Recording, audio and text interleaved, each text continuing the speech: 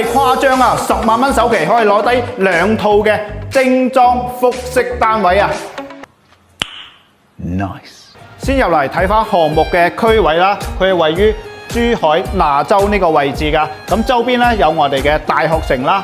北理工、北師大、澳門嘅科技大學，咁呢邊大學師生人口咧都係超過10萬人㗎。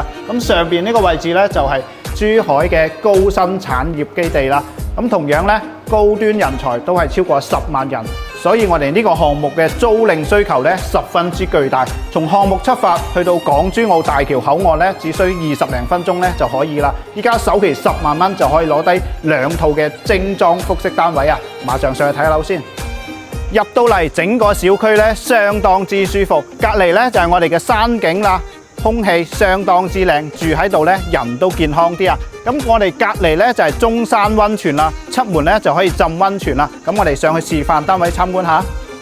依家嚟到我哋示範單位，49萬8可以攞到2套嘅單位。咁呢邊一套啦，呢邊仲有一套啊！咁見到咧，我哋全屋都係精裝修㗎。呢啲咁嘅單位咧，交俾酒店託管咧，保底都有1600蚊每個月。而且我哋咧自帶外露嘅陽台，前面咧可以睇翻我哋嘅山景，視野相當之開闊嘅。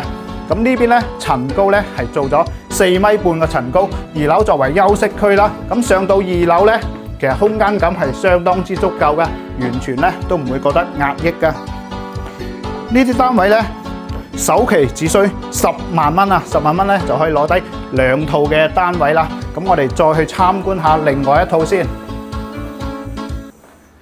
咁呢邊咧就係做咗平層嘅設計啦，層高4米半，咁整體嘅空間感咧相當之闊落嘅。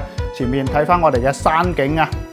咁我哋呢度咧係屬於70年產權嘅公寓，而且水電咧都係屬於民用嘅水電啊，成本相當之低啊！而且依家咧仲送埋10年嘅車位使用權啊！10萬蚊首期攞低2套嘅單位，有冇興趣嘅朋友評論區留言，我發詳細資料俾你啦〜